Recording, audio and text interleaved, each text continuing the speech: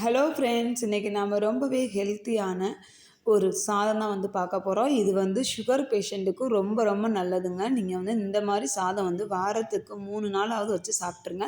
உங்கள் உடம்புக்கு ரொம்ப ரொம்ப நல்லது. இதை வந்து நீங்கள் கண்டிப்பாக ஃபாலோ பண்ணுங்கள். உண்மையிலே வந்து ஒரு பெஸ்ட் ரிசல்ட் வந்து உங்களுக்கு கொடுக்கும். அதுக்கு நாம் ஒரு கைப்பிடி அளவுக்கு வந்துட்டு இந்த மாதிரி மல்லி வந்து எடுத்து எண்ணெய் எதுவுமே போடாமல் நல்லா வந்து வறுத்துக்கிறங்க. இதுக்கு வந்து காரம் உங்களுக்கு வந்து ஜாஸ்தி வேணும் அப்படின்னா நிறையா மிளகாய் போட்டுக்குங்க.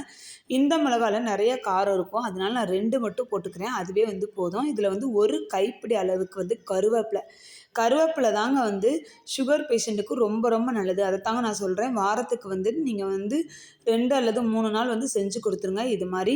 இப்போ இதெல்லாம் நல்லா வந்து வதக்கிக்கிடலாம். ஏன்னா நம்ம வந்து எண்ணெய் எதுவுமே வந்து ஊற்றலை.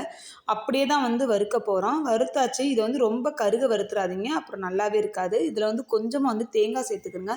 தேங்காய் உங்களுக்கு வேண்டாம் அப்படின்னா கூட நீங்கள் வந்து விட்டுறலாம். ஏன்னா நீங்கள் வந்து தேங்காய் சேர்க்கணும் அப்படிங்கிறது வந்து கம்பல்சரிலாம் கிடையாது.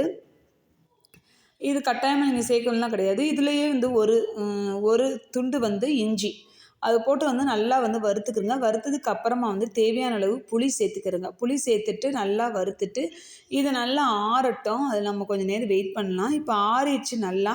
இப்போ ஆறினதுக்கப்புறம் இதை ஒரு மிக்ஸி ஜாரில் போட்டு தண்ணி ஊற்றியே அரைங்க. தண்ணி ஊற்றாமலாம் அரைக்க வேணாம். தண்ணி ஊற்றி இந்த மாதிரி வந்து அரைச்சி எடுத்து வச்சுக்கோங்க. இப்போ அதே கடாயை சூடு பண்ணிவிட்டு இதில் வந்து தேங்காய் எண்ணெய் தாங்க இதுக்கு யூஸ் பண்ணணும். தேங்காய் எண்ணெய் யூஸ் பண்ணிங்கன்னா தான் டேஸ்ட் வந்து ரொம்ப சூப்பராக இருக்கும்.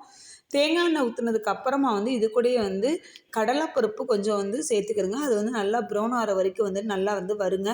ஏன்னா இது நம்ம வறுத்ததுக்கு அப்புறமா 1 டீஸ்பூன் வந்துட்டு நம்ம வந்து ஜீரகம் சேர்க்குறோம். அது கூடவே வந்து கொஞ்சமாக வந்துட்டு பெருங்காயத்தூள் கொஞ்சமாக போட்டுட்டு இதை வந்து நல்லா வந்து வறுத்துக்கலாம். இது வந்து கொஞ்சம் நேரம் வந்து ஒரு 5 நிமிஷம் வறுத்தா போதும், இல்லைன்னா ரொம்ப கருகிரும். இப்போ நம்ம அரைச்சி வச்ச அந்த விழுதுகளை இதில் கூட வந்து சேர்த்துடலாம். இப்போ வந்து சேர்த்துட்டு நீங்கள் வந்து கொஞ்சம் நேரம் வந்து வெயிட் பண்ணுங்கள். ஏன் அப்படின்னு கேட்டிங்க அப்படின்னா, இது எப்போ வந்து கரெக்டாக இருக்கணும்னா இது பச்சை வாசம் போகிற வரைக்கும் நீங்கள் வெயிட் பண்ணணும். அது தேவையான அளவு உப்பு போட்டுக்குங்க. அது மட்டும் இல்லைங்க, இது வந்து எப்படி உங்களுக்கு வந்து தெரியும் அப்படின்னா, நம்ம ஊற்றின எண்ணெய் வந்து நல்லா வந்து பிரிஞ்சு வரும். அப்போ வந்து நம்ம கரெக்டான பக்குவம் வந்து ரெடி ஆயிரும். அப்போ தான் நம்மளுக்கு வந்துட்டு இந்த சாதத்துக்கு வந்து ரெடி ஆயிடுச்சு அப்படின்ற அர்த்தம். இப்போ நாம் இந்த ஸ்டேஜில் நம்ம ரைஸை வந்து ஆட் பண்ணிவிட்டு நல்லா வந்து கிளறணும். அப்படின்னா சுட சுட சாதம் வச்சு கூட கிளறினீங்க அப்படின்னா சூப்பராக செமையாக சாப்பிட்லாங்க. குழந்தைங்க இந்த சாதத்தை ரொம்ப விரும்புவாங்க. அவங்களுக்கும் வச்சு கொடுங்க. உங்களுக்கு முடி நீளமாக வளரணும் அப்படின்னா கூட இந்த மாதிரி சாப்பாடை நீங்கள் வந்து எடுத்துக்கோங்க. ரொம்ப ரொம்ப நல்லதுங்க. ஏன்னா வாரத்துக்கு 2 அல்லது 3 நாள் நம்ம கருவேப்பிலையை சாப்பிடவே மாட்டோம். இந்த மாதிரி செஞ்சு சாப்பிட்டீங்க அப்படின்னா உண்மையிலே ரொம்ப ஹெல்ப்ஃபுல்லாக இருக்கும். என் வீடியோ உங்களுக்கு ரொம்ப யூஸ்ஃபுல்லாக இருக்கும்னு நம்புகிறேன். வீடியோ பிடிச்சிருந்தது அப்படின்னா லைக் பண்ணுங்கள், ஷேர் பண்ணுங்கள், கமெண்ட் பண்ணுங்கள். மறக்காமல் வந்து சப்ஸ்கிரைப் பண்ணிடுங்க. இன்னொரு வீடியோவில் உங்களை பார்க்கலாம். ஓகே, பாய்.